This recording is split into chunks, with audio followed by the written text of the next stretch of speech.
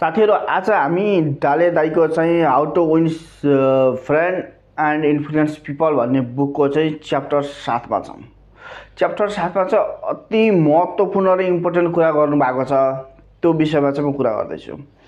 त्यहाँ चाहिँ कस्तो टाइपको कुरा गर्नु भएको छ भने कसैसँग चाहिँ कुरा गर्दाखेरि या बोल्दाखेरि चाहिँ कसैलाई त्यो काम गराउनु पर्ने छ, तोसँग त्यो कुरा चाहिँ गराउनु काम गराउनु पर्ने या तोसँग त्यो काम होस् भन्ने चाहनुहुन्छ भने उसलाई चाहिँ भ्यालु दिन सिक्नु पर्यो भन्ने कुरा गरेछन्। भ्यालु भन्नाले फेरि तपाईले भ्यालु त दिइहाल्छौ नि, रेस्पेक्ट त गरिहाल्छौ नि भन्ने कुरा गर्नु, त्यो होइन, बोल्ने तरिकामा भ्यालु हुनु पर्यो भन्ने कुरा गरेछन्। सुन्नुस् म भन्छु, नातिनुस् एकछिन।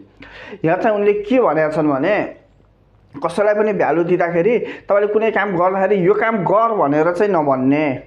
तैँले यो काम गर भन्यो भने उसले के महसुस गर्छ भने म चाहिँ त्यसको दास हो र हैन, कस्तो म माथि हुकुमत जमाउन खोजेको, उसले हुकुमत जमाएको हो भन्ने जस्तो फिल गर्छ अरे। तर त्यही ठाउँमा चाहिँ यो काम चाहिँ यसरी गर्दा चाहिँ कस्तो होला भनेर उसलाई प्रश्न गरेर उसको राय लिएर अनि त्यो काम गर्ने के।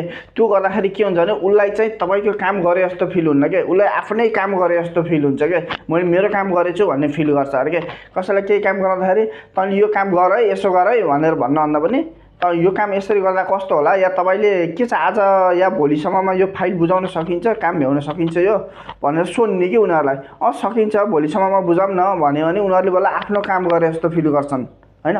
तर तपाईले यो चाहिँ भोलिसम्म मलाई जसरी पनि चाहियो है, यो मलाई जसरी पनि भोलिसम्म तिमीहरूले बुझाउनु पर्छ भनेर भन्नुभयो भने उसलाई चाहिँ हुकुमत जमाए जस्तो या ऊ माथि हुकुमत जमाउन खोजे जस्तो उसलाई महसुस हुन्छ भनेर डाले दाइले चाहिँ कुरा गरेका छन् है त।